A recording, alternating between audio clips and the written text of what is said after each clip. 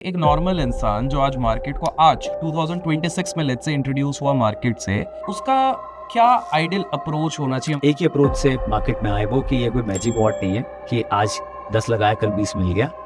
आप अगर धीरे धीरे पैसा बनाना चाहते हैं तो आपको 15 साल लगेंगे, अगर आप जल्दी बनाना चाहते हो तो 25 साल लगेंगे। Somebody is checking their mutual fund portfolio.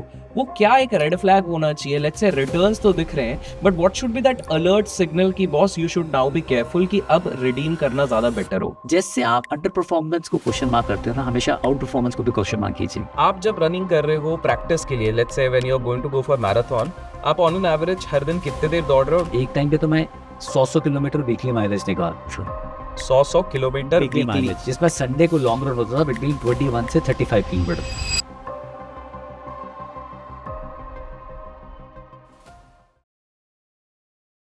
Hello everyone, अगर आप लोग हैं जो स्टॉक मार्केट के बारे में और अनुभव से सीखना चाहते हैं, तो आज मैं आपके समक्ष एक ऐसे व्यक्ति को लेके आया हूं जो ऑलरेडी मैनेज करते हैं 5000 करोड़ प्लस। जी हाँ, इनकी कंपनी काफी जानी मानी है और इतना ही नहीं, इनको 25 साल से भी ज्यादा अनुभव है इधर स्टॉक मार्केट और सारे एसेट्स क्लास की। अगर मैं बात करूं, आज हमारे साथ है क्षितिज महाजन जी। तो सबसे पहले कैसे हैं आप? Thank you for having me here on your shows. मुझे ये बताइए, आप कंप्लीट सर्कल जैसी कंपनी को मैनेज कर रहे हैं, you are the main person, one of the main persons, two of us are there along with the and their partner, obviously are the partners, but other yes partners. मुझे एक चीज बताइए, आप एक पैटर्न क्या देखते हैं कि जब एक बड़ा इंसान, let's say HNI for that matter, जब वो आता है to do a PMS and all those things, उनके माइंडसेट में और एक रिटेल माइंडसेट जो नॉर्मल म्यूचुअल फंड में एसआईपी करना चाहता है या नॉर्मल मार्केट व्यू कर रहा है, दोनों के माइंडसेट में डिफरेंस क्या देखा है आपने? देखिए, जो एक एचएनआई है नॉर्मली वो गोल प्लानिंग के लिए पीएमएस या एएफ ये बड़ा पोर्टफोलियो कार्व आउट नहीं कर रहा है। वो टोटली वेल्थ क्रिएशन, एक लॉन्ग टर्म, एक एक स्पेसिफिक नंबर सोच के आता है कि how I can carve out a portfolio for let's say 25 crore, 30 crore, 40 crore. Retail जो क्लाइंट आता है जिसको लगता है कि हाँ ये हम बहुत आसान है पैसा बनाना 21, 22, 23, तो हम उसको क्या करते हैं normally, the mandate to the dire team is कि उसकी हर इन्वेस्टमेंट को गोल से अलाइन करो। उसको बोलो सर ये मैजिक वॉर्ड नहीं है, पर अगर आपने समय दे दिया ना तो कंपाउंडिंग इतना ब्यूटीफुली प्ले करेगा आप सोच ही नहीं सकते हो। एक 5,000 रुपये की मंथली सिप आपको कितना बड़ा कर देगी पता नहीं चलेगा। 15,000 का आपने एक सिप शुरू कर दी रूल ऑफ 15 के हिसाब से, तो 15 साल में आपको 1 करोड़ रुपया मिल जाएगा। आज 1 करोड़ रुपया, अब चलो अब काफ़ी हम करोड़ बहुत कॉमन सुनते हैं, फिर भी किसी बंदे की इसकी आया 40-50 हज़ार रुपये है, 60,000 रुपये है, उसको आप 1 करोड़ बोलो, 15 साल बाद तेरे पास 1 करोड़ रुपया हो सकता है। अगर तू 15,000 की सिप शुरू कर दे तो एक मैसेज क्लियर जाता है कि boss okay I can also do this. आपने पैसा कितना लगाया गेस कीजिए, 27 लाख रुपये। Power of compounding 15%, 15,000 at the rate for 15 years, 1 crore. जो एचएनआई आ रहा है वो गोल के हिसाब से कमा रहा है, उसके दिमाग में एक ही गोल है normally, that how to create long term wealth. Succession planning में मैं आगे कितना पैसा और कर सकता हूँ बच्चों के लिए, बिकॉज ऑब्वियसली ज्यादातर लोगों के बाकी चीजें हैज बीन टेकन केयर, या उनका गोल रिटायरमेंट है कि मेरा एक वापस अच्छा हो जाए। काफी लोग सोचते हैं 10 करोड़ आज हो जाए तो मेरा काम हो जाएगा। वो 10 करोड़ की वैल्यू अभी 0% इन्फ्लेशन का नंबर है, पर आप समझिए इस कंट्री में फूड इन्फ्लेशन 6% है और एजुकेशन इन्फ्लेशन 12% है। मैं 6% एक बार मान लेता हूँ, तो इन्फ्लेशन का फॉर्मूला भी 72/6, 12 साल में पैसे की वैल्यू आती। मान लो 24 साल में अगर रिटायर हो रहा है तो उसको 10 करोड़ नहीं चाहिए, उसको 40 करोड़ रुपए चाहिए आज की वैल्यू के हिसाब से। 12 साल में 20 करोड़ और 24 साल में 40 करोड़, तो वो 40 करोड़ का पोर्टफोलियो अगर बनाने के लिए सोच रहे हैं आप, या 40 करोड़ मेरे हिसाब से उस समय मुझे मिल जाए, मैं अपना फिर सिस्टमेटिक विड्रॉल करता रहूँ ताकि मैं एक अच्छी लाइफ जीऊँ। तो उनका प्लान बहुत डिफरेंट है, बहुत डिफरेंट है। तो मैं इसी पैसे को एंजॉय करूँ, फिर whenever I will leave this world for I will need travel, तो मेरे पीछे वाले सब मेरे उसको पुश्ते आगे पुश्ते आगे। तो मुझे एक चीज बताइए, आप हर तरीके के क्लाइंट से डील करते हैं, एचएनआईज भी हो गए एंड इवन रिटेल के साथ हो गए। मुझे ये बताइए कि यूजुअली जो एचएनआई क्लास बन के आती है व्हेन यू एक्चुअली, क्योंकि आप लोग प्रोफाइलिंग करते हैं, आप देखते हैं, आपने कॉमन एट्रीब्यूट्स क्या देखे, कहाँ से ये लोग ज्यादा उस लेवल का वेल्थ बनाते हैं जिसको फाइनली आप लोगों को दिया जाता है टू मैनेज और डिस्ट्रीब्यूट और व्हाटएवर। ये आपने कुछ कॉमन अगर कुछ देखा होगा कैरेक्टरिस्टिक्स की इस इंडस्ट्री से आते हैं या इस क्लास से आते हैं या इस रीजन से आते हैं, are there some pointers which you have observed over there? ये कुछ लोग तो फैमिली बैकग्राउंड से, बिजनेस बैकग्राउंड से हैं, ठीक है। जो फैमिली बिजनेस में हैं और वो पैटर्न उनके फादर ने उनको पकड़ाया, वो बिजनेस वो आगे आगे लेके गए। ओके एंड अपनी मेहनत से, मैंने तो कोई भी मतलब by God grace I have seen only one thing कि मेहनत का कोई विकल्प नहीं है। जो भी देखे जिसने पैसा बनाया मेहनत से ही बना है। करेक्ट आप अभी अपनी जर्नी बता रहे थे कि काम के लिए पुणे से आप यहाँ ट्रैवल कर जी रहे जी हैं, जी इंदौर जी शिफ्ट हो गए हैं जी जी और ट्रैवल करते हैं, और उसका तरीका नहीं है। आज we talk about Adanis Ambanis, उतना अगर मैं काम करने लग जाऊँ तो सोचिए आप क्या हो, 14 hours 15 hours type of dedication in their business. तो मेरा तो सल्यूट है, कोई भी ऐसा बड़े फ्रेंचाइज जो हैं या जो लोग मेहनत कर रहे हैं उन सबको सल्यूट है मेरा, उसका कोई विकल्प नहीं है। तो ये these are one set of people जो ऑलरेडी एग्जिस्टिंग बिजनेस में, जिन्होंने अपना बिजनेस और बड़ा किया और उसकी प्रोसीड से जो पैसे उनको मिले वहां से वेल्थ आई। कुछ लोगों ने अपने एग्जिस्टिंग बिजनेस बेचे, वहां से वेल्थ आई। कुछ हमारे जो टॉप लेवल पे हमारे जो ऑफिसर्स हैं या सीईओज हैं, एमडीज हैं, जो अच्छे बिजनेस स्कूल के हैं, या कुछ जो अपनी मेहनत से उस लेवल तक पहुंचे, कुछ उस तरह के क्लाइंट्स हैं। और कुछ आप जैसे बहुत यंग हैं जो स्टार्टअप में जिन्होंने कुछ फंड रेज किया, कंपनी ने अच्छा किया एंड एंड एग्जिट करके उन्होंने- एग्जिट करके, या फिर वो उसी में से आगे अपना सिस्टम इन्वेस्ट करना शुरू कर रहा है जो अपना Okay. उन्होंने प्रोसीड्स था। तो mix bag is there. Okay मुझे एक बात बताइए, एक नॉर्मल इंसान जो आज मार्केट को आज 2026 में लेट्स से इंट्रोड्यूस हुआ मार्केट से, उसका क्या आइडियल अप्रोच होना चाहिए मार्केट को अप्रोच करने के लिए? एक ही अप्रोच से मार्केट में आए, वो कि ये कोई मैजिक वॉट नहीं है कि आज 10 लगाया कल 20 मिल गया। आप अगर धीरे धीरे पैसा बनाना चाहते हैं तो आपको 15 साल लगेंगे, अगर आप Okay. जल्दी बनाना चाहते हो तो 25 साल लगेंगे। ओके ये एग्जांपल मैं ऐसे दूंगा, अभी मैं कई जगह टोल गेट्स पे खड़ा होता हूँ, जब मैं हाईवेज पे होता हूँ, मेरे को लगता है वो वाली लाइन ना छोटी हो रही है, मैं गाड़ी वहां से वहां ले जाता हूँ और देखता हूँ कि वो लाइन फंस गई और मेरी वाली जो लंबी थी वो निकल गई। There is no shortcut. Power of compounding का एक फॉर्मूला है, मैं हर जगह बोलता हूँ, आपके यहाँ भी बोलना चाहूंगा। वो है future value is equal to present value. Future value is equal to present value bracket on 1 + r bracket close raise to power t। Power में टाइम है, रिटर्न नहीं है। आप रिटर्न 1-2% कम भी बना लोगे तो भी आप कंपाउंड कर जाओगे अगर समय आपकी तरफ होगा। आपने बोला यंग को 2026 में आ रहा है, तो you have the entire time on your side.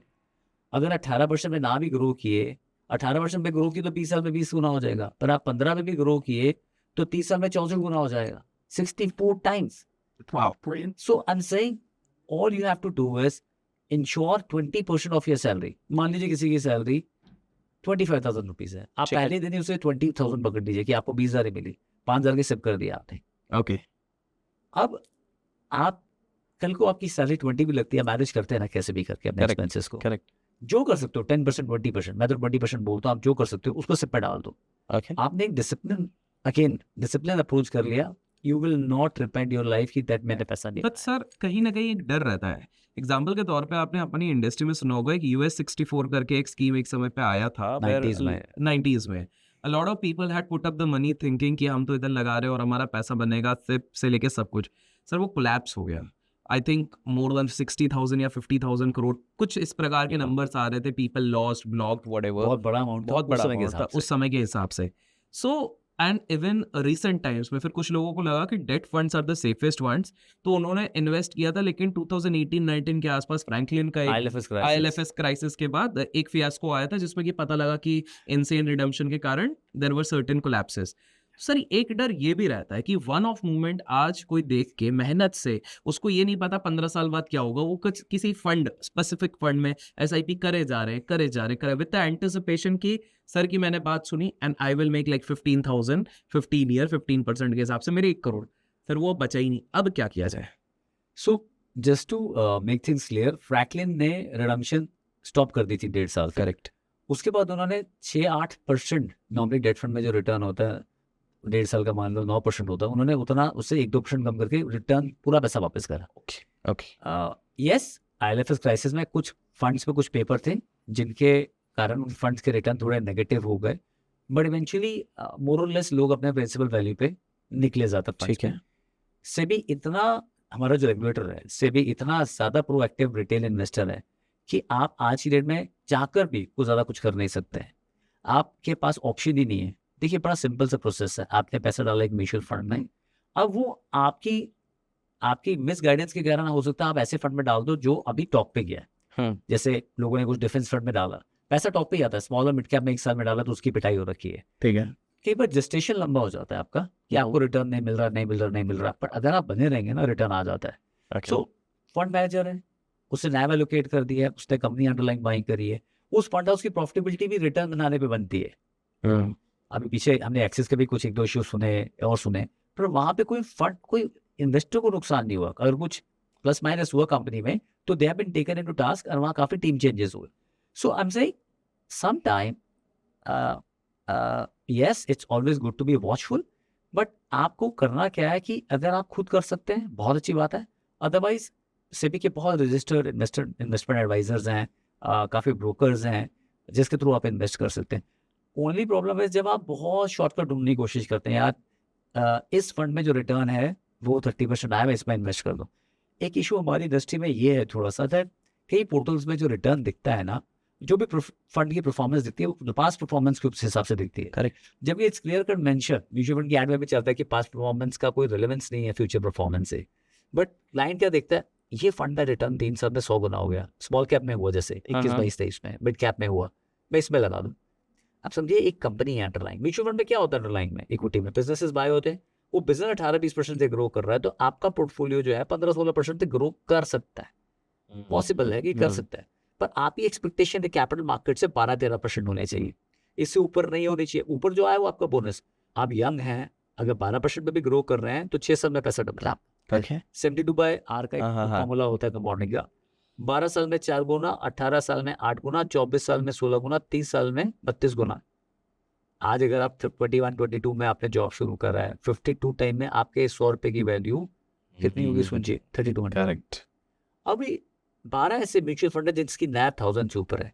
Just to make it simple, हर म्यूचुअल फंड जब लॉन्च होता है, जिसको एनएफओ बोलते हैं, न्यू फंड ऑफर, वो 10 रुपए की नैब पे शुरू होता है। तो ऐसे फंड है जिनकी 1000 से ऊपर नैब होता है, वो 100 बैगर बन गए हैं। वाओ। 100 टाइम्स रिटर्न दिए उन्होंने। तो हम स्टॉक्स की तरफ जाने की जरूरत ही नहीं है आपको। करेक्ट। आपके सामने इन्वेस्टमेंट पोर्टफोलियो है, जो आपको म्यूचुअल फंड है, जो एक अच्छा समझदार fund manager with proper research team fund house चला रहा है। करेक्ट। सो तीसरा, आप अपनी नीड को समझिए। देखिए, रिस्क एपेटाइट और risk capacity as per the market, दोनों में बहुत फर्क है। करेक्ट। आपका रिस्क कैपेसिटी जो है ना, वो बढ़ जाती है क्योंकि मार्केट अच्छा कर रही है। हाँ लगा दो, इक्विटी में सारा लगा दो, मार्केट गिरती है, पता चल जाए मेरी तो इतनी एपेटाइट ही नहीं थी। बिल्कुल। तो आप उसका आंकलन करना भी बहुत जरूरी है। Mutual fund is not about equity, fix income है, हाइब्रिड फंड्स है, अब एसएफ कैटेगरी आ गई है, बहुत सारे लिक्विड फंड है, आर्बिट्रेज फंड है, depending on what tenure you want money. मेरे क्लाइंट है, मतलब अभी भी है, बट कोविड के आसपास उन्होंने मेरे को बोला दैट जब मार्केट में कैसा थोड़ा इक्विटी में और एलोकेशन करते हैं, कहते नहीं उनका इक्विटी डेट का मिला के कोई 10.5-11% रिटर्न आ रहा। तो मुझे उन्होंने बोला, मैं कैसे इससे 1% का ऑफर पड़ जाएगा। बड़ा पोर्टफोलियो हमारे पास, 6,000। I am already rich, you can make me richer, I don't want to become poor, so I want to be. So you need to gauge what asset allocation you want to have, you need to gauge your risk appetite, उस हिसाब से invest करें। सो और जितना आप लंबा invest करेंगे उतना ही अच्छा होगा। जैसे आपने अभी फिक्स इनकम की बात करी, फिक्स इनकम एक रूल है, जब भी आप प्रोडक्ट में इन्वेस्ट कर रहे होते हैं ना, तो उसकी मेच्योरिटी के हिसाब से इन्वेस्ट करें। आपने 5 साल का पेपर लिया, 5 साल का इन्वेस्ट कर दिया, क्योंकि बीच में वो मार्क टू मार्केट हो सकता है, क्योंकि वो भी मार्केट में ट्रेड होता है। तो कुछ चीजें हैं जो आप थोड़ा बेसिक लर्न करेंगे, उससे आपको बहुत बेनिफिट मिलेगा। Got it. सर एक चीज बताइए, अराउंड 1998 एंड 2000 के बीच में when entire .com thing was happening, सारे टेक स्टॉक्स जा रहे थे ऊपर, उस समय पे there were certain mutual funds also, if I'm not wrong, Alliance का था, Thematic जो डिजिटल उससे हो रहे थे, these kind of mutual funds, there were several others जो 2x 3x भी हो गए थे during that period of time, because उनका पूरा exposure was into IT and all these stocks, there were plenty of stocks at that point of time, वो था 3x हो गए थे, a lot of people were becoming rich by that time on paper, and within a year also that came down। मुझे दो चीज बताइए आप यहाँ से, क्या आने वाले समय में do you think, because you are in from the industry, do you think there is a possibility that there would be certain mutual funds which will give these kind of insane returns which people were getting between 98-2000? And second, if at all somebody is checking their mutual fund portfolio, वो क्या एक red flag होना चाहिए? Let's say returns तो दिख रहे हैं, but what should be that alert signal की boss you should now be careful कि अब रिडीम करना ज्यादा बेटर होगा? जो पहले क्वेश्चन का आंसर मैं करता हूँ, ऐसी चीजें ना सेक्टोरल फंड्स करते हैं। अभी 1999 2000 को हम बात कर ही रहे हैं, हम इस 2021 से 2024 की बात करते हैं। यहाँ पर आपके PSU फंड्स हैं, इंफ्रा फंड ने आपके ताबड़तोड़ रिटर्न दी। हर बार की स्टोरी डिफरेंट थी। उस समय टेक था, उसके बाद आप देखो FMCG स्टॉक्स चले, उसके बाद इंफ्रा चले 2007-6-7 जब ग्लोबल फाइनेंशियल क्राइसिस GF आया आपका। उसके बाद आपका फिर से बैंकिंग फाइनेंशियल चला, बजाज फाइनेंस वगैरह की कहानी चली सारी। फिर आपका ऑटो चला, फिर 2018 में जब ये ग्लोबल फाइनेंशियल क्राइसिस आया फिर से आपका बैंकिंग चला। 20 के बाद से आपके PSU चलना शुरू हो गया। करेक्ट। सो होता क्या है, ज़्यादातर क्लाइंट्स रिटर्न्स दे के आते हैं जो वो साइकिल के टॉप पे आ रहे होते हैं। तो उनका जो एक्सपीरियंस होता है, ब्रॉडली क्लाइंट का जो एक्सपीरियंस होता है जो रिटर्न दे के आते हैं, उनका एक्सपीरियंस अच्छा नहीं होता है इन फंड्स में। सो पहली चीज़ आपको ध्यान रखनी है दैट अगर आपके पास वो क्षमता नहीं है, एंड सॉरी मैं स्ट्रॉन्ग वर्ड यूज़ कर रहा हूँ, बिकॉज वो काफ़ी हद तक मुझे लगता है कई बार हम अगर डीप डाइव नहीं करें तो हमारे पास भी नहीं होगी। करेक्ट। तो आप एक flexi cap, larger mid cap, multi cap, focus category के फंड्स पे इन्वेस्ट करें। वो ठीक भी है। इन्हीं कंपनीज में इन्वेस्ट करते हैं, बट कैटेगरी सेव करके इन्वेस्ट करते हैं। इन Okay. टर्म्स ऑफ मतलब कुछ बैंकिंग में डाल दिया, कुछ इंफ्रा में डाल दिया, डिपेंडिंग ऑन उनको कौन से सेक्टर में क्या बैठा है उसके हिसाब से इन्वेस्ट करते हैं। ओके। सो दूसरा, अगर आपके पास क्षमता है तो ही आप सेक्टरल फंड में जाएं। जैसे अभी कंजम्पशन फंड्स के बहुत थीम के बहुत फंड आए हैं। ओके। कंजम्पशन अच्छा करेगा, GST कट है, एग्रीकल्चर अच्छा हुआ है, मॉनसून अच्छा हुआ है, एज पे कमीशन आ रहा है, इनकम टैक्स कट पीछे आया था तो कैश इन हैंड ज़्यादा है, अच्छा रेट कट और एक्सपेक्टेड आपकी इन्फ्लेशन नेगेटिव है। तो 5-6 फैक्टर्स हैं जो पैसा इकोनॉमी में सर्कल करेंगे। गॉट तो कंजम्पशन कर रहा है, पर आपको अगर बेट लेना ही है किसी सेक्टोरल फंड में, आपके पोर्टफोलियो का वो 7-8% होना चाहिए, 5 से 8। 7-8%। हाँ, ओके। तो उसमें क्या कि बाई चांस वो बेट नहीं भी चला, ये कम चला, आप पीक पे भी आए तो आपके पोर्टफोलियो को रिटर्न पे हिट नहीं करा। Got it. प्रॉब्लम वहाँ आती है जब आपने ले रखा है आपके पोर्टफोलियो में डिफेंस, मैन्युफैक्चरिंग, कंजम्पशन, बैंकिंग, ऐसे करके आपने IT, आपने सिर्फ और सिर्फ सेक्टोरल थीम्स ले रखे हैं। वहाँ पे देखिए सारे सेक्टर इकट्ठे तो चलेंगे नहीं, कोई एक आधा बिल्कुल। चलेगा। तो पहला तो ये हो गया। दूसरा जो आपने मेरे से सवाल पूछा, रेड फ्लैग Red क्या? flag। जैसे आप अंडर परफॉर्मेंस को क्वेश्चन मार्क करते हो ना, हमेशा और आउट परफॉर्मेंस को भी क्वेश्चन मार्क कीजिए। ओह, दिस इज इंटरेस्टिंग। हर बंदा सोचता है अरे आउट परफॉर्मेंस को क्वेश्चन मार्क लो, नॉर्मली मेरे तो नंबर देखिए बिटवीन 74-75% के आसपास ही रहते थे, मैं आपको बताऊं। और क्लास में मैं 8th 9th 10th ट्रैक के बीच में होवर करता था। ठीक है। पर हर किसी जो फर्स्ट सेकंड आता था उसके बारे में कहता यार इसने मेहनत करी, ये करा है, वो करा है। तो आपके पोर्टफोलियो में कोई नंबर 1-2 नंबर आ रहा है ना, आप उसको क्वेश्चन मार्क कीजिए कैसे आ रहा है। अगर डिफरेंस बहुत ज़्यादा है तो आप पोर्टफोलियो में लेवल 2 पे जाइए। क्या उसके पास रिस्की फंड्स हैं, क्या उसका बीटा ज़्यादा है, उसका शार्प रेशो कैसा है, 2-3 चीज़ें हैं। देखिए आपका हार्ड एंड मनी, आप बोलोगे ये तो मेरी टेक्निकल मेरी टर्मिनोलॉजी नहीं है, मेरी टर्म नहीं है। भाई आप कौन सा IT प्रोफेशनल है हाफ ऑफ द वर्ल्ड, पर आज सबके साथ फेसबुक, इंस्टाग्राम सब जगह लगे हुए हो ना। Correct. So it's about, as I said, priority. It's your money. It should be your priority to understand कि ऐसा क्या हो रहा है जो आउट परफॉर्मेंस आ रही है। हम कभी आउट परफॉर्मेंस को क्वेश्चन मार्क नहीं करते हैं। If you start questioning out performance also, then there will be less under performance in your portfolio. अगर आपको लगता है ये स्टॉक या ये फंड बहुत ज़्यादा रनअप कर गया है और आगे इसका फ्यूचर कैसा दिख रहा है, आप रिस्पेक्टेड फंड हाउस में बात कर सकते हैं, किसी लर्नर बंदे से बात कर सकते हैं। तो either you can book some profit or you can redeem depending on कि ये कैसा कर रहा है। Okay. अभी रिसेंटली ना एक इंटरेस्टिंग सोशल मीडिया पोस्ट बड़ा वायरल हुआ था जिसमें a person actually came to somebody and said his financial advisor को कि right now I have invested in close to 150 mutual funds and over the last 5 years on paper the CAGR shows me like a 17% overall पे उनको 17 I don't know expense के बाद और वो क्या scene रहेगा बट ठीक है 17%। And then he says to the advisor because now उनके दिमाग में एक बिलीफ बन गया कि बहुत सारा मतलब बहुत अच्छा return considering that there was a very good rally in the last 5 years। उसने ये पूछा कि मेरे एडवाइजर को उसने ये कहा कि इसको थोड़ा कम करके अब मेरे को सिर्फ 70 म्यूचुअल फंड्स रखने हैं। मैं आपसे पूछना चाहता हूँ पहला आपकी इस पे क्या टिप्पणी है इस तरह के जो चीजें हो रही है because I am pretty sure there would a lot of people जिनने वॉरेन बफेट सर को पढ़ा डाइवर्सिफाई और उन्होंने ऐसा डाइवर्सिफाई कर दिया कि आप सोच नहीं सकते। दूसरा आई वांट टू अंडरस्टैंड कि अगर कोई म्यूचुअल फंड पोर्टफोलियो बना भी रहा है क्या डाइवर्सिफिकेशन होना चाहिए, किस तरह के फंड्स होने चाहिए, कितने फंड्स होने चाहिए एक आइडियल टेक्निकल रिटेल के लिए।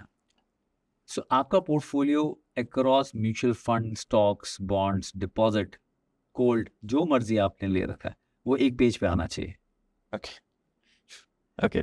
क्योंकि मेरे PMS में अगर आज की डेट में तक 32 स्टॉक्स हैं तो मैं आपको 23-24 तो एकदम फटाफट बता दूंगा, 6-7 शायद मुझे भी याद करने में 2-3 मिनट लग जाए कि हाँ अच्छा हाँ उसमें इतना एलोकेशन है, इतना एलोकेशन है, ये मेरे अपने पर्सनल पोर्टफोलियो में। आई थिंक पिछले 5 साल में on an average mutual funds ने अगर 5-6 स्टॉक का पोर्टफोलियो रहा है, एंड जो हमें सुनने अगर उन्होंने इन्वेस्ट किया होगा 22-23% रहा है, जबकि Correct. एक्सेल का रिटर्न नेगेटिव है। करेक्ट। तो 17% वो बोल रहे हैं, तो पहले तो 5% नीचे है रिटर्न। दूसरा, इवेंचुअली अगर आप 170 से 70 पे आएंगे, उस 100 पे आप कैपिटल गेन देंगे। The cost of churn is capital gain. आप 12.5% टैक्स देंगे जो गेन है उसके ऊपर, अगर लॉन्ग टर्म है, शॉर्ट टर्म है तो 20% टैक्स देंगे। So I am saying when you can't even manage, मतलब आपको 8-10 से ऊपर फंड नहीं आ रहे होंगे, तो वो इतने स्टॉक मतलब पोर्टफोलियोज रखने का फायदा कुछ नहीं है। Correct. It's of no use, correct. Because आपको पता ही नहीं है उसका फंड मैनेजर की स्ट्रैटेजी क्या है, फिलॉसफी क्या है।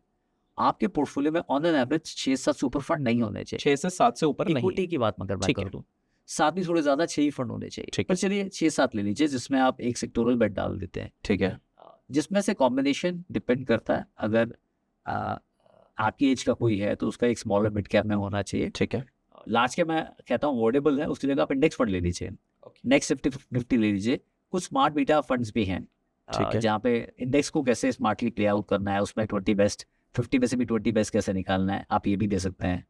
सो 20% उस इंडेक्स फंड में डालिए, 20% के करीब आप एक फोकस या मल्टी कैप फंड में डालिए, ठीक है। 20% एक फ्लेक्सी कैप फंड में डालिए, ठीक है। और 20% एक लार्जर मिड कैप में डालिए, और जो बाकी 20 है वो स्मॉलर मिड में दीजिए।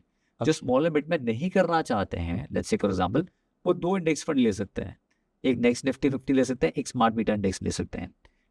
तो वो 2 इंडेक्स ले सकते हैं, उन दोनों में 10-10% डाल सकते हैं। ओके। जो लोग लार्जर मिड कैप, मैं इसलिए कह रहा हूँ कि दैट वो मिड कैप में भी आपको एलोकेशन अच्छा दे देता है। सो और जो लोग थोड़े से बोल्ड हैं, उनको वो 500% का रिस्क का इशू नहीं आता है, तो वो अपने पोर्टफोलियो में, इक्विटी पोर्टफोलियो में अपना एक सेक्टोरल बेट भी ले सकते हैं। ओके। आज की डेट में जैसे बैंकिंग एंड फाइनेंशियल सर्विस पिछले 6 साल में is under performing Nifty, yes. BFSI ले सकते हैं, जबकि बीएफएसआई का ना एक्सपोजर आपको अक्रॉस म्यूचुअल फंड्स बाकी में भी मिल जाता है अच्छा खासा, पर आपको प्ले ही करना तो कंजम्पशन और ये जो चीज़ें हैं। By the way, if you आज पे टेक पूरी तरह से मारा हुआ है इस समय, लार्ज कैप में भी कुछ नहीं किया है। करेक्ट। करेक्ट। तो जो स्मार्ट टेक फंड्स हैं, in terms of which are investing into futuristic part of the portfolio, आप 2-3 वो भी फंड्स अपने कंसिडर कर सकते हैं। ओके। बट इसके सिवाय, इक्विटी के सिवाय, मुझे लगता है आपके पास एक 5% के करीब पोर्टफोलियो में गोल्ड होना ही चाहिए। अगर गोल्ड आपके होना पास फिजिकल गोल्ड नहीं है, चाहे गोल्ड ऑल टाइम हाई के पास ही है, still you can have a SIP in gold also. But sir एक चीज बताइए, now that you bought gold into the picture, gold last कुछ सालों से अच्छा खासा भागा है, स्पेसिफिकली 2018 पोस्ट अगर हम देखते हैं, it has run up really well. Pre that for almost 9 years gold ने एक्चुअली में ज़्यादा कुछ रिटर्न दिया ही नहीं, because of which people were not also interested. अब लोगों के दिमाग में एक सवाल आ रहा है कि इतने ऑल टाइम हाई पे सर आप कह रहे हैं कि अभी भी SIP करो या थोड़ा एक्सपोजर रखो, बट क्या अगर गोल्ड इधर से चला ही नहीं, गोल्ड गिर गया या और something like that, what do you have to say for this? देखिए, आप जब एक्सपेक्टेशन राइट रखेंगे ना रिटर्न की, तो कोई चीज़ खराब नहीं लगेगी। आपने बोला पापा को मेरे 70% आएंगे, आपके आगे 75। आपने बोला मेरे 85 आएंगे, आपके आगे 75। दो चीज़ों में फ़र्क है ना। करेक्ट। तो आप पहले ही एक्सपेक्टेशन राइट रखें। फिक्स इनकम से आपको आज की डेट में 6-6.25%, 6.5% तक मिलेगा। ओके। गोल्ड से आपका एक्सपेक्टेशन होना चाहिए 8-9%। ज़्यादा आगे तो क्या बुरा है उसमें। इक्विटी में ब्रॉडर अगर आप एक multi cap, mutual fund, flexi cap, focus सबका मिक्स करके रखते हैं, और स्मॉलर मिड कैप नहीं है, तो आपका एक्सपेक्टेशन 13% के आसपास होना चाहिए, ओके। 12-13% के आसपास। अगर उसमें स्मॉलर मिड कैप है, और स्मॉलर मिड कैप आपका अलाइंड है लॉन्ग टर्म गोल के साथ, जो 7 साल के प्लस है, तो आपका एक्सपेक्टेशन 14% प्लस के हिसाब होना चाहिए। तो आप जब आप एक्सपेक्टेशन रियलिस्टिक रखेंगे ना, तो और लंबा चलेंगे तो कोई प्रॉब्लम नहीं होगा। आप गोल्ड सोचिए, आपकी जैसे मेरी डॉटर है, मैंने सिप कर दी गोल्ड में, ठीक है। अब वो गोल्ड चले ना चले, मेरे सिप से गोल्ड का उतना अमाउंट इकट्ठा होता जा रहा है। करेक्ट। उसकी मैच में मुझे जब गोल्ड लेना है, तो मेरा गोल्ड चला ना चला, मैं तो गोल्ड प्राइस के हिसाब से गोल्ड इकट्ठा हो रहा है। करेक्ट। करेक्ट। उसको उतना नया मिल गया मुझे, मान लीजिए उस समय 2 लाख रुपए का गोल्ड है, हाँ, और मेरा पोर्टफोलियो गोल्ड का जो है वो 50 लाख का हो गया, तो मैं तो 2 लाख के हिसाब से जो 50 लाख का है उतना ही गोल्ड मेरा इकट्ठा होगा। करेक्ट। आप उसको गोल्ड से लाइन कर दीजिए कि भाई गोल्ड एज ए डाइवर्सिफिकेशन है, कोई भी एसेट क्लास है वो साइकिल्स में चलता जरूर है, नॉट दैट हमेशा ऊपर जाता रहता है, बट यहीं पर gold is a very good hedge also. And it has its own usage also. World wide आपका जो एक्सट्रैक्शन है ऑफ गोल्ड वो कम हो रहा है, डीप हो रहा है, central banks are buying gold. So I am saying अभी शाइन है गोल्ड में, तो Okay. आप उसमें रखिए। अगर शाइन नहीं भी होगा तो आपका तो गोल्ड का पैसा इकट्ठा हो रहा है, आप इसको ऐसे लीजिए। Got it. सर मुझे ये एक चीज बताइए, 2026 में 2 या 3 सेक्टर्स, हम ब्रॉडर सेक्टर्स की बात कर रहे हैं, which you feel from Indian market perspective कि ये 3 थोड़े प्रॉमिसिंग लग रहे हैं कि eight this point of time if somebody is doing SIP और कोई खुद की एनालिसिस करके स्टॉक्स ले रहा है तो वुड बी बेटर।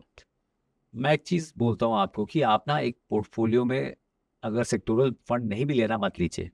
आप क्या कीजिए, जो आप फंड ले रहे हैं उसमें ये 3 सेक्टर्स में एलोकेशन कैसा है वो कर लीजिए। ठीक है, उसमें सबसे पहला मैन्युफैक्चरिंग। मैन्युफैक्चरिंग, ठीक, government is saying by 2030 are 25% of GDP will be contributed by manufacturing. चलिए इसको डिस्काउंट कर दीजिए, 22 कर दीजिए, 23 कर दीजिए। अब 2030 31 तक अपन 8 ट्रिलियन के आसपास होंगे। हाँ, करेक्ट, 32 में होंगे, 31 में नहीं होंगे। तो 8 ट्रिलियन की इकोनॉमी पे अगर आप 23-24% लेते हैं, 25% अगर ले लेते हैं तो सीधा 2 ट्रिलियन ही आपका मैन्युफैक्चरिंग से आ रहा है। एब्सोल्युटली, जो आज ही डेट में 15% आ रहा है 4 ट्रिलियन में, 600 बिलियन है। तो जीडीपी तो डबल हुई, मैन्युफैक्चरिंग का कंट्रीब्यूशन टू जीडीपी 3.5 गुना हो गया। करेक्ट, 3.5 नहीं हुआ, 3 हो गया। अगर कम परसेंट जाए तो manufacturing will create lot of job opportunities also. It's a young country, average age is 29 and it will bring lot of outside manufacturer also. Okay, manufacturing में आपका वेटेज होना ही चाहिए। ठीक है, दूसरा, banking and financial services doesn't mean it has to include banks. अब देखिए, आप म्यूचुअल फंड के ऊपर बात कर रहे हैं, आप सरप्राइज हो गए sir, 5.25 crore unique mutual fund investor है, ओह 58 करोड़ पैन कार्ड आधार से लिंक है, 13 करोड़ आपके यूनिक डीमैट अकाउंट होल्डर्स हैं। तो कितनी बड़ी जर्नी बाकी है। मैं 150 करोड़ की पॉपुलेशन की बात नहीं कर रहा हूँ, मैं तो पैन और आधार लिंकेज की बात कर रहा हूँ। करेक्ट, यूएस का सबसे बड़ा जो आपका म्यूचुअल फंड है, सबसे बड़ा बैंक जो है जेपी मॉर्गन है, $3 ट्रिलियन का उसका यूएस डॉलर का बुक है। सबसे बड़ा जो म्यूचुअल फंड है वो है ब्लैक रॉक, $12 ट्रिलियन का बुक है। तो सबसे बड़ा म्यूचुअल फंड सबसे बड़ा बैंक से 4 गुना है। ओके, 4 टाइम्स हो गया। ठीक है, इंडिया का सबसे बड़ा बैंक कौन सा है? HDFC, SBI. एसबीआई, हाँ, एसबीआई, नॉर्मल बैंक, या एसबीआई 64-65 लाख करोड़ का उसका बुक है। सबसे बड़ा म्यूचुअल फंड एसबीआई, एसबीआई, हाँ, 12 लाख करोड़ का उसका एसेट्स है। तो यहाँ सबसे बड़ा म्यूचुअल फंड 1/5 है, वहाँ सबसे बड़ा म्यूचुअल फंड 4 टाइम्स है।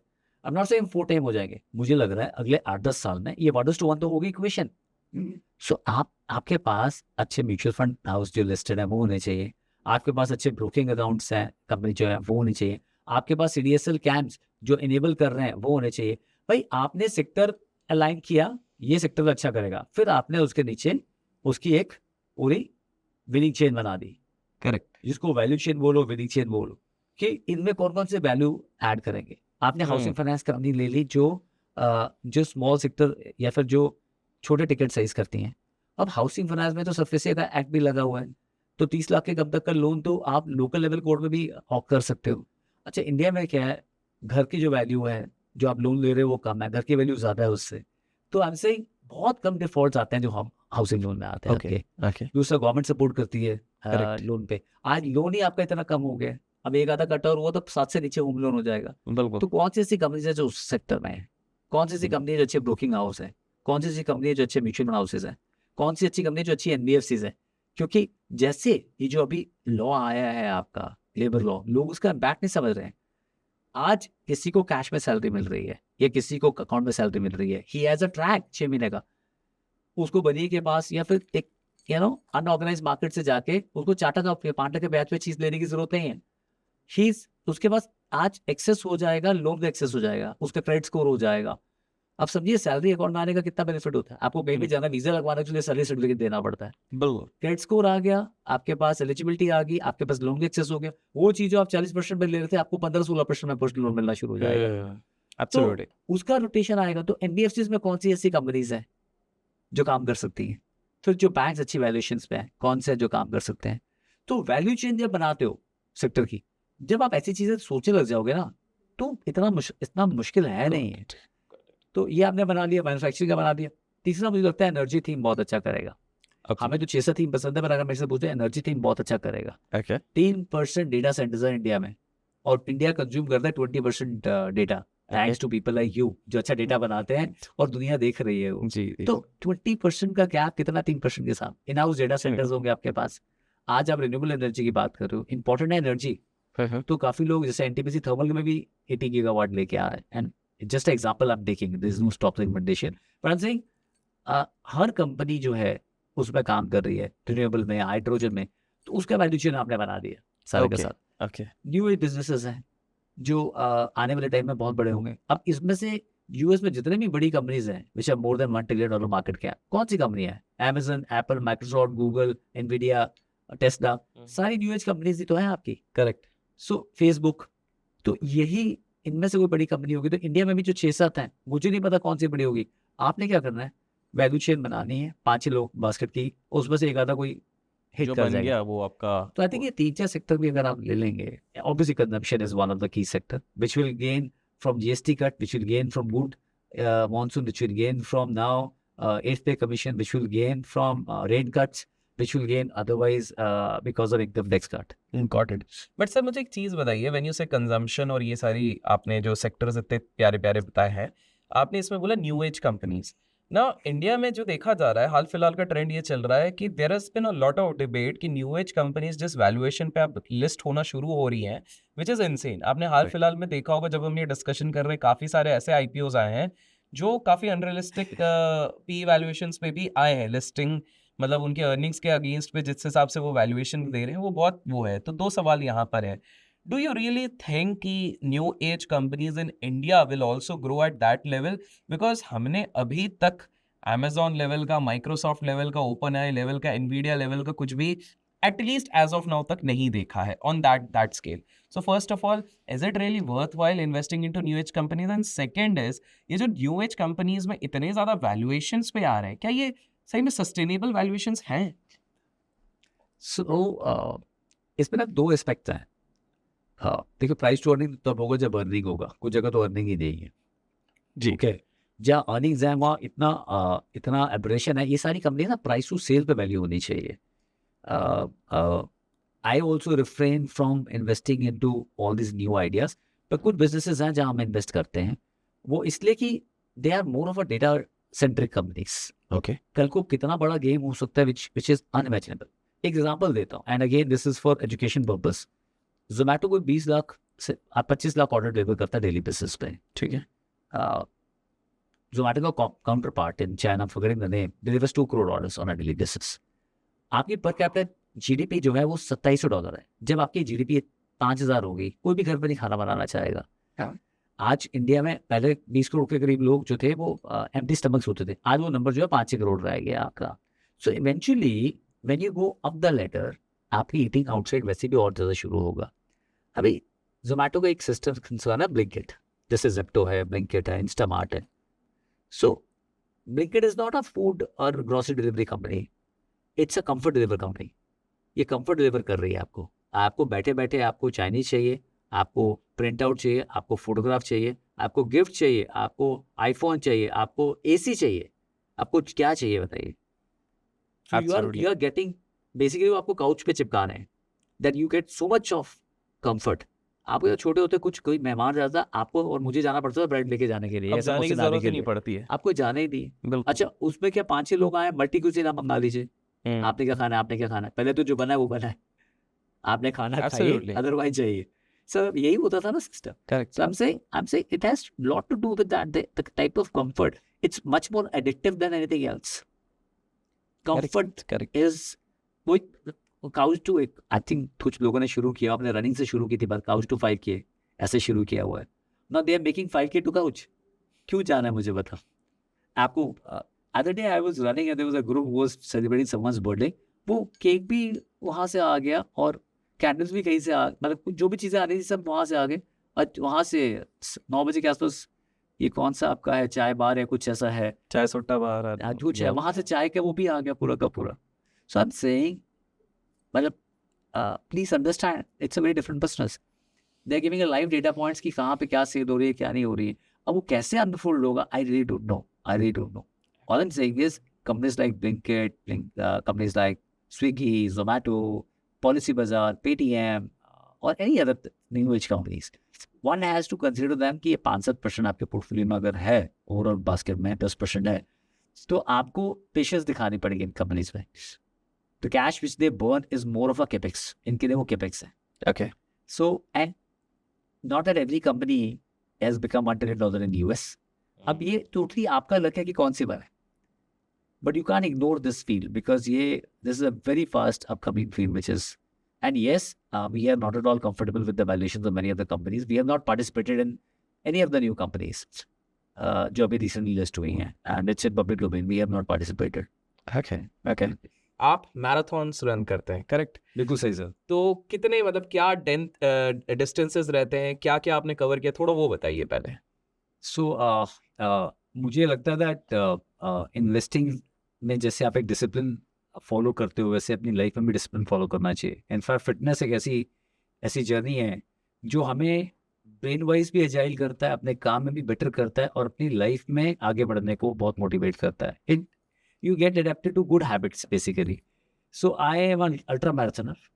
आई run long distance. I have almost now 88 medals at my back, जो हाफ और फुल मैराथन के ज़्यादातर हैं. कुछ उसमें 10 के होंगे, बट ज़्यादातर फुल और हाफ के हैं. और 3 ग्लोबल रन्स बर्लिन, लंदन और न्यूयॉर्क किए हैं मैंने. और I think longest distance I done is 72 kilometre, जो हिल रन था. 72 किलोमीटर्स.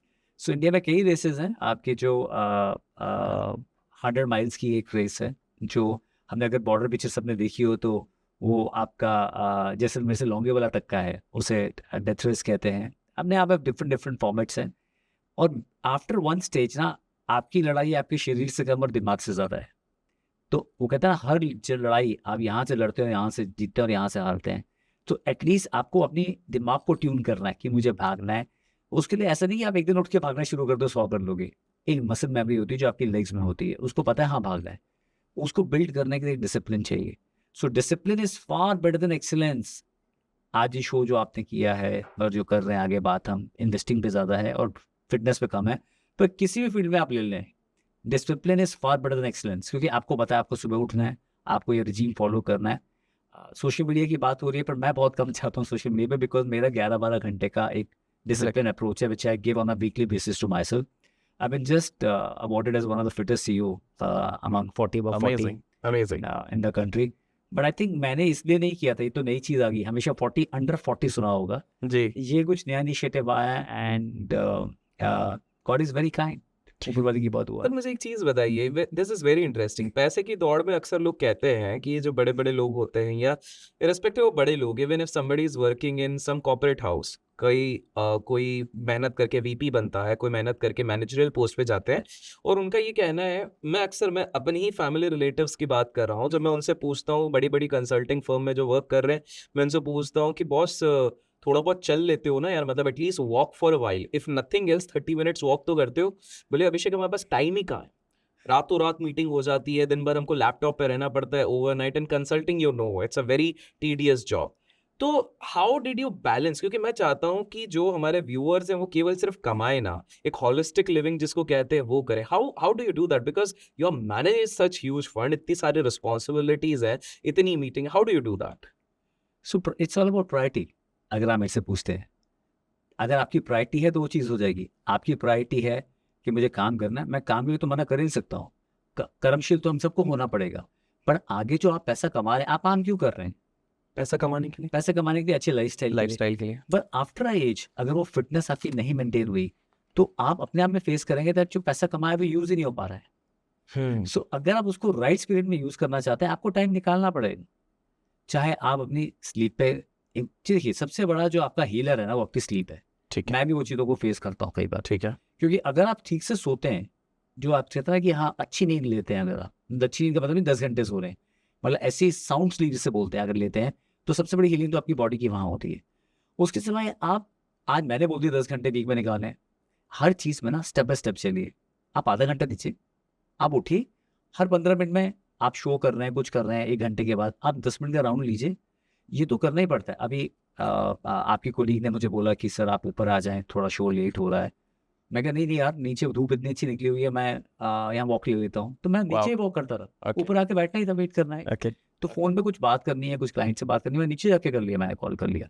तो आपकी वो प्रायोरिटी अगर होगी ना, तो आप करेंगे. सर लेकिन आजकल ना मैक्रो फैक्टर्स बहुत हो जाते हैं. एग्जाम्पल के तौर पे मैं बताता हूँ, अभी हम दिल्ली आए, आए दिन AQI की बात होती है कि यहाँ का एयर क्वालिटी इंडेक्स काफी बिगड़ रहा है. समटाइम्स टीवी सेइंग 500 प्लस जा रहा है, 700, I don't know, whatever the numbers are. Let's not get into the blame game. अब कुछ ये लोग कह रहे हैं कि हम जितने भी डिसिप्लिन्ड है, दिल्ली की हवा में सुबह उठ के 6:30 बजे बाहर जॉगिंग करने से बेटर है घर पे बैठ के 2 समोसे खा लो, समोसे वाला ज्यादा जी लेगा. Now how do we tackle these kind of factors, because हमारे देश में इतने सारे फैक्टर्स आ जाते हैं. आप क्या कर रहे हैं? Let's say I want to ask genuinely, हम ऑडियंस को आपकी लाइफ में लेके चलते हैं. ये आप भी दिल्ली में हैं, you are based out of Delhi, how you managing this thing कि बाहर में जाए मैं तो दौड़ूंगा, या there is some protocols you are following at this point? So I think this is the best question जो मुझे अब तक का किसी ने बाउंस ऑफ किया है.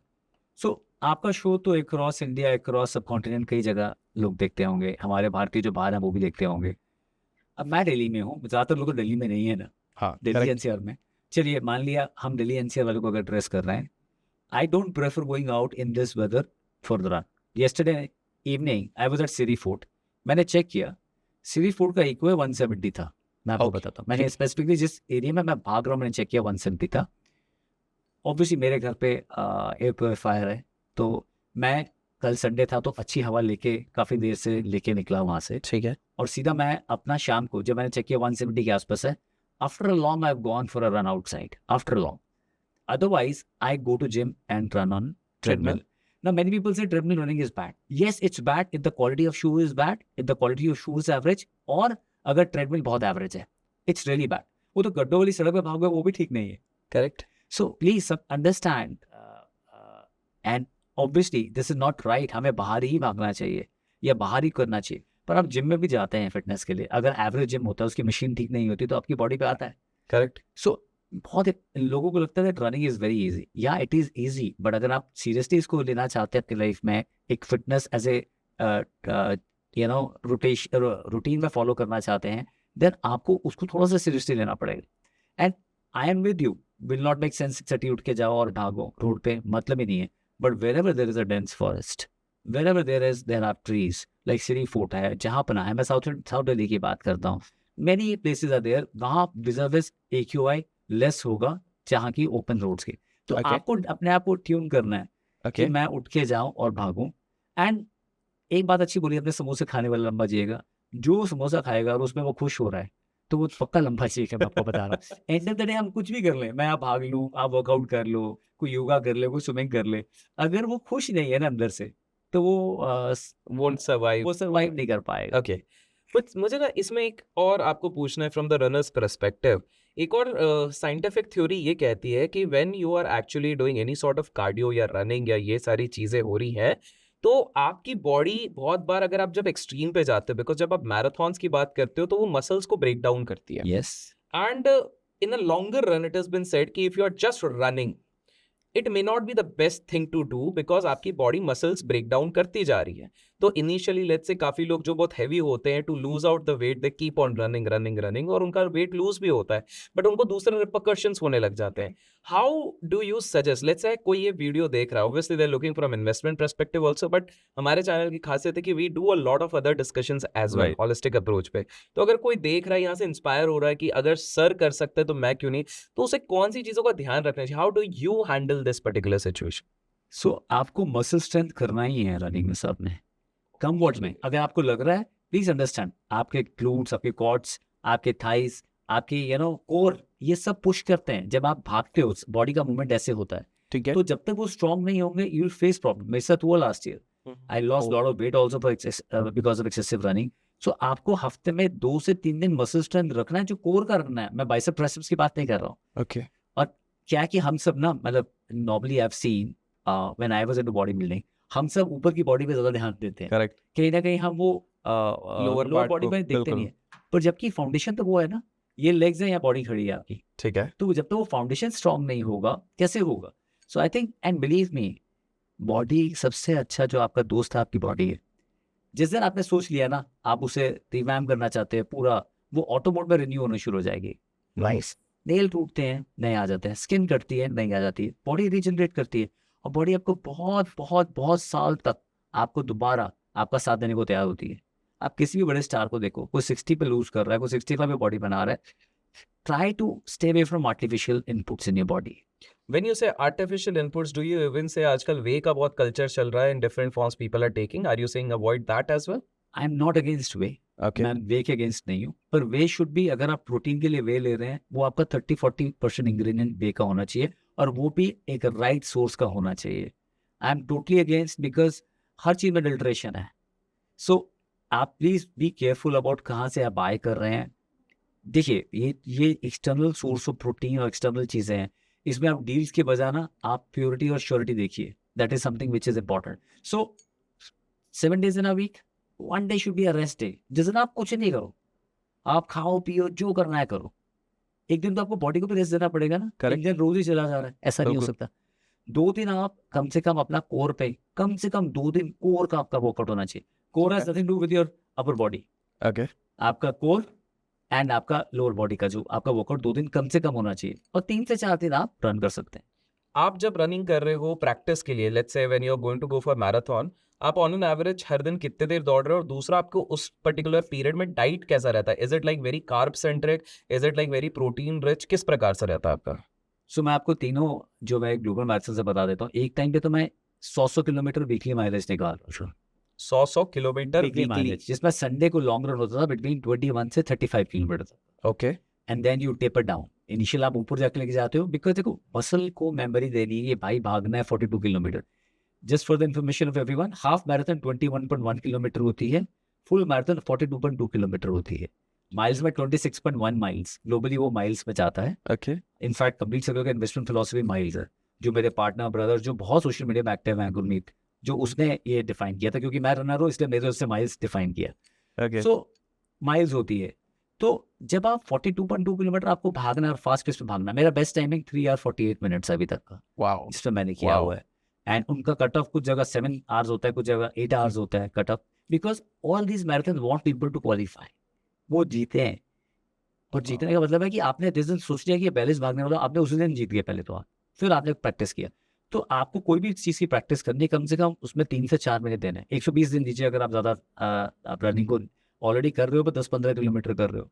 और इनिशियली आपको अपने कार्ब्स का इनपुट साथ में प्रोटीन के साथ रखना ही है. काफ़ी लोग सोचते हैं प्रोटीन से हो जाएगा. Protein is for under 200 metre, और मे बी उसमें भी कार्ब्स चाहिए, पर जब लॉन्ग जा रहे हो तो आपको कार्ब्स चाहिए. सो हफ्ता पहले मेरा स्वीट पोटैटो इसका डाइट स्टेप अप हो जाता है. Okay. And for the energy part. For the energy part, और वो टोटल 10 दिन से स्टेप अप हो जाता है. And then you step up your electrolytes input 3 days before the run.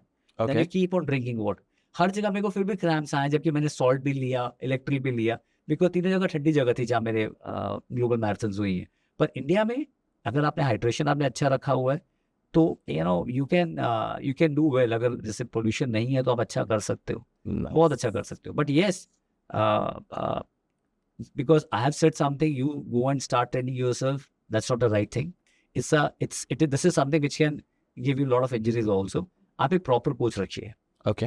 एक प्रॉपर कोच रखिए, and you follow the process. Again discipline is far better than excellence. एक दिन अच्छा कर लिया डजंट मीन आप हर बार अच्छा करेंगे, क्योंकि बॉडी ट्यून नहीं है. एक बार तुक्का लग सकता है, पर अगर आपने डिसिप्लिन अप्रोच से अपनी प्रैक्टिस करी है, बेटा. Wow. That brings me to an interesting question. In fact, the last question of this particular interview. आज अगर कोई anyone between 20 to 30 उसने ये इंटरव्यू देखा है, पूरा इंटरव्यू को कंज्यूम किया है, उनको ये समझ में आया है म्यूचुअल फंड में कैसे निवेश करना चाहिए, क्या चीज़ें आप लोग देख रहे हैं. अब मैं जानना चाहता हूँ आपकी इंडस्ट्रीज के कुछ secret sauces for the audience, ताकि वो लोग भी उस हिसाब से सोच सकें. You command such high position in the PMS industry. पहला, बहुत लोगों को ये कंप्लेन है when they actually go and compare in certain places like PMS Bazaar and all these places, तो वो ये सोचते हैं कि यार इतने बड़े बड़े PMS मैनेजर्स हैं, they are still underperforming the market. I'm talking about general. तो ऐसे में अगर कोई हाई नेटवर्थ इंडिविजुअल इस पर्टिकुलर वीडियो को व्यू कर रहा है, तो वो ये सोचेगा कि how do I decide which PMS to go. काफ़ी सारे क्या रहते हैं कि on Twitter and may be other social media platform, because they are very good in marketing, तो उनके पास काफ़ी ज़्यादा PMS का इन्फ्लोज आ जाता है. But I my self have seen कि काफ़ी इस तरह के हैंडल्स के PMSs have under performed in this kind of Right. Market. They have given returns but that is under perform. Right. That is number one. तो how do we identify the best PMS to invest in? Second, मैं final चीज़ ये जानना चाहता हूँ कि actual में PMS की जरूरत किसको है, जस्ट बिकॉज किसी के पास एक 50 लाख रुपीस, बिकॉज सेबी का वो एक मैंडेट है कि आपके पास 50 लाख, जस्ट बिकॉज किसी के पास 50 लाख उसने जमा कर लिया, now that person should approach a PMS manager, या at what point should one actually hire a PMS manager? मैं पहले सवाल का आपका जवाब देता हूँ दैट देखिए इंडेक्स अपने आप में बहुत स्मार्ट है। हमें लगता है कि दैट इंडेक्स तो इंडेक्स है, सो है, इंडेक्स बहुत स्मार्ट है। And as an time progress होगा fund manager will find it difficult to beat index. क्योंकि first of all index comes, अच्छा अभी तो वैसे भी टोटल रिटर्न इंडेक्स है, टीआरआई बोलते हैं इसको, जिसमें आपका डिविडेंड भी ऐड होता है।